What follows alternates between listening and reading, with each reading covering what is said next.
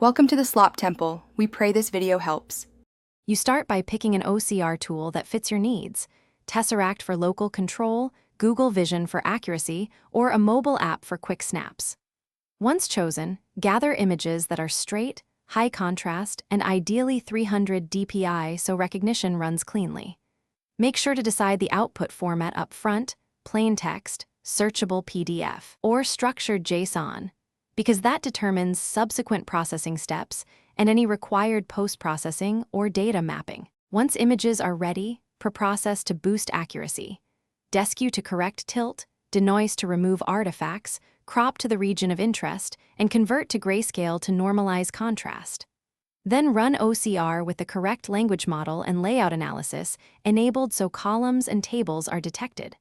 After you get raw output, post-process using spellcheck, rejects rules to fix common errors, and logic that restores basic formatting or tags like headings and lists.